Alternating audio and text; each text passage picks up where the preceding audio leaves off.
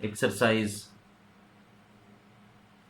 1.1 it's question number 4 part 6। इस function की domain and range हमने परहैप्स डिस्कस नहीं की थी। G of x is x minus one two x plus one, x is less than 3 and x is greater than equal to 3। ये piecewise defined function, इसकी domain and range क्या है, हमने domain range find out करनी है और इसका graph भी प्लॉट करना है। तो डोमेन देखें, domain of g of x is required, range of g of x is required. और रेंज जो है ना इस फंक्शन की, वो इतनी आसानी से हमारे हाथ आने वाली नहीं है।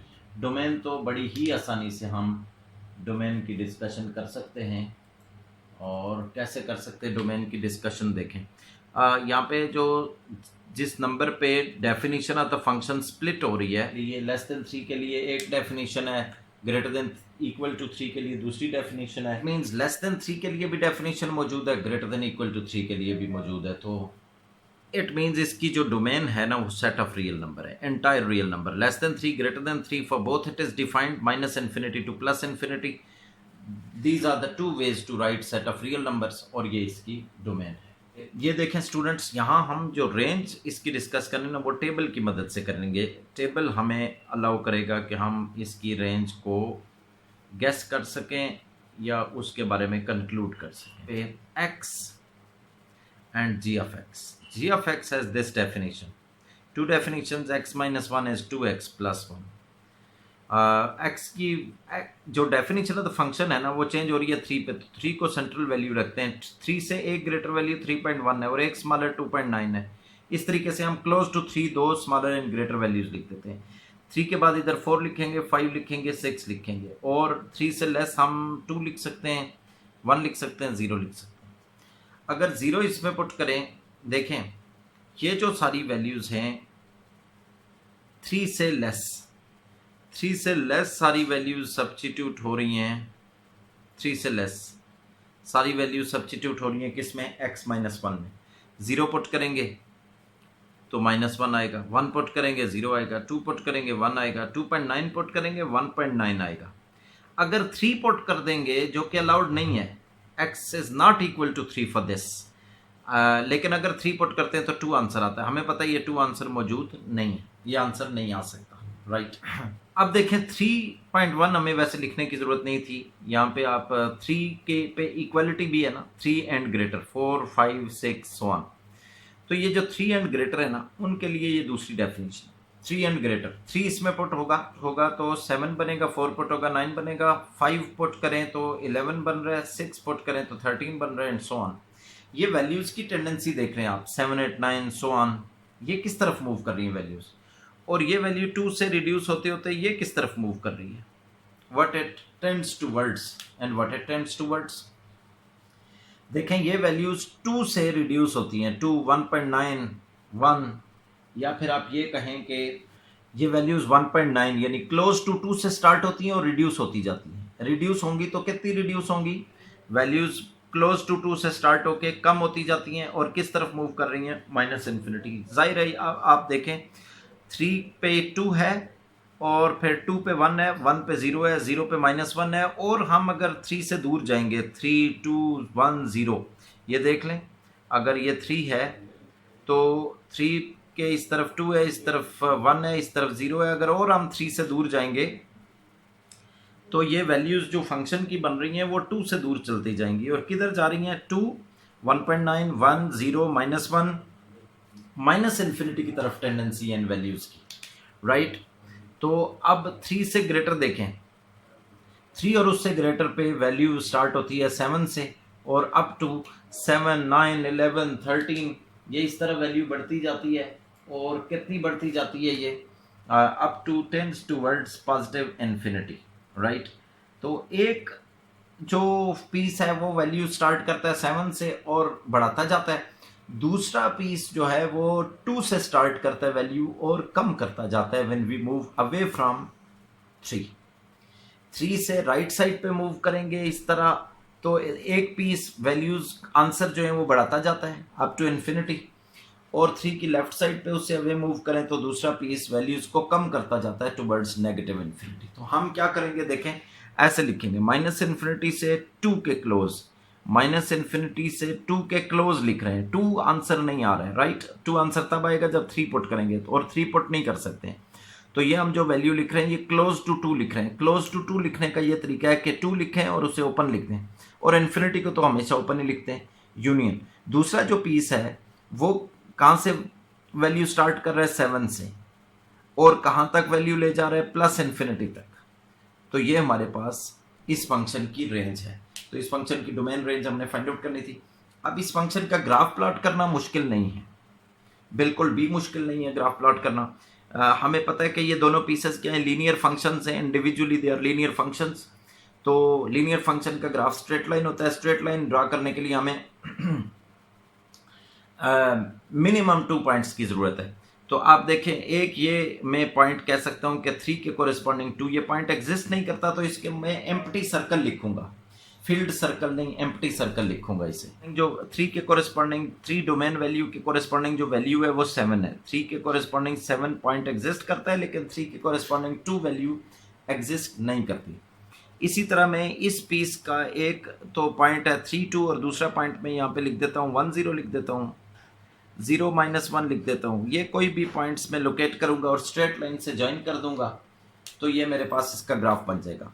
ये जो इस तरफ वाला पीस है इसके लिए मैं 3 7 एक पॉइंट है और 5 11 इज द अदर। इन दोनों को हम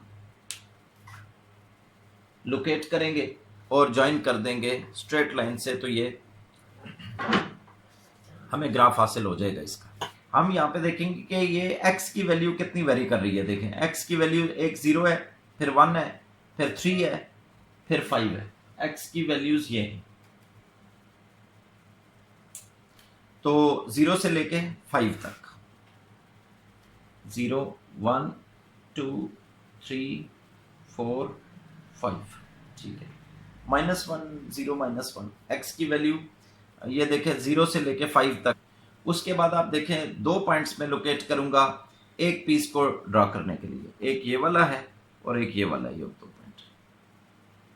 y की वैल्यू आप देखें तो वो वेरी कर रही है -1 0 2 7 11, यानी -1 से 11 तक। तो हाइट इसकी हमें ज़्यादा लेनी पड़ेगी ताकि हम 11 को एकोमोडेट कर सकें।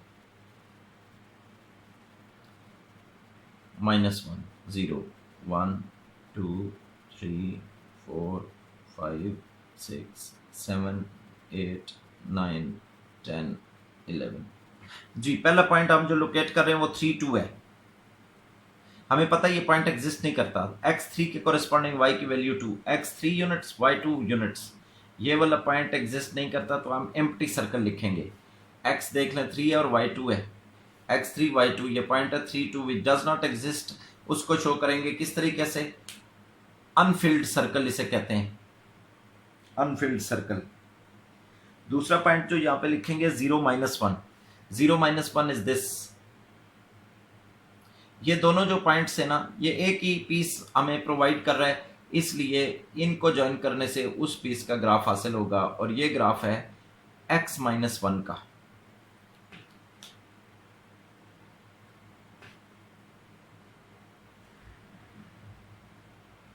इसी तरीके से स्टूडेंट्स देखें दूसरा पीस हम हासिल कर सकते हैं 3 7।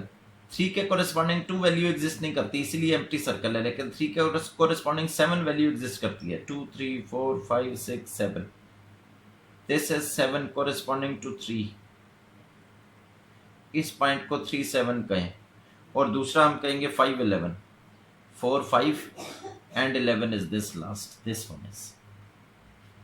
ये देख लें, एक तरफ इसके ये है 5 ऑन x एक्सेस और दूसरी तरफ y एक्सेस पे इसके पास 11 है, तो ये हमारे पास 5 11 दूसरा पार्ट। तो स्टूडेंट अगर इन्हें आप ज्वाइन करेंगे तो आपको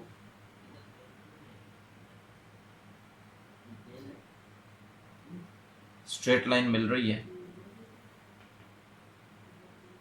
अच्छा, दोनों ग्राफ की जो एक्स एक्सिस के साथ एंगल है ना वो डिफरेंट है, एक थोड़ा ज्यादा जरा वर्टिकल है, एक थोड़ा हॉरिजॉन्टल है। क्यों है?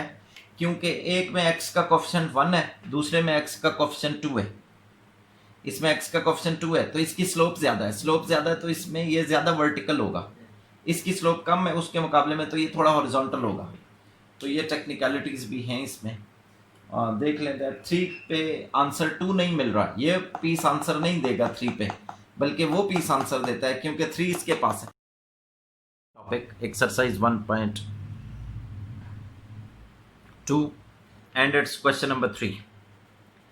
क्वेश्चन नंबर 3 में वो कह रहा है कि इनवर्स की डोमेन रेंज बताएं, जबकि आपके सामने लिखा हुआ है फंक्शन, लेकिन आपने इनवर्स की बात करनी है, आपने डोमेन और रेंज, डोमेन ऑफ इनवर्स बतानी है, रेंज ऑफ इनवर्स बतानी है।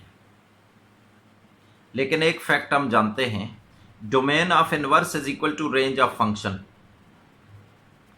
Range of inverse equal to domain of function. ये रिलेशंस हमें पता है। तो जब ये रिलेशंस पता है तो फिर हमारे पास 4 वैल्यूज हैं, हम कोई सी 2 फाइंड आउट करेंगे तो दूसरी 2 ऑटोमेटिकली फाइंड हो जाएंगी, राइट। तो अब आप देखें फंक्शन हमारे सामने है, फंक्शन की डोमेन हम बता सकते हैं कि what is domain of the function. कैसे बता सकते हैं डोमेन ऑफ द फंक्शन? आसान है। डोमेन ऑफ द फंक्शन देखें, रेडिकल फंक्शन की डोमेन ऐसे डिस्कस करते हैं, वैल्यू अंडर द रूट को 0 के इक्वल रखें, वैल्यू जो यहां से प्रोड्यूस होगी वो -2 है, इसको रियल लाइन पे लोकेट करें, रियल लाइन के 2 सेगमेंट्स बन गए। अब रियल लाइन के दोनों सेगमेंट्स में से यहां पे इस तरफ -3 लिखा है, -3 पुट करें, -3 पे वैल्यू अंडर द रूट क्या बन रही है? नेगेटिव, -1 बन रही है, नेगेटिव वैल्यू बन रही है, तो ये इसकी डोमेन नहीं है, ये वाला सेगमेंट इसकी डोमेन नहीं है। अब मैं ऐसे करता हूँ, -2 पुट करता हूँ, -2 पुट करने से ये 0 बनता है रूट के अंडर, तो -2 पुट हो गया, एक्सेप्ट हो गया। 0 नेगेटिव तो नहीं है ना, जाहिर है नेगेटिव नहीं बनना चाहिए, जो वैल्यू रूट के अंडर नेगेटिव बनाएगी वो इसकी डोमेन नहीं है। -3 पुट किया, उसने क्या वैल्यू बनाई? -1, नेगेटिव वैल्यू, तो इसकी डोमेन से निकल गई, वो सारा सेगमेंट ही इसकी डोमेन से निकल गया।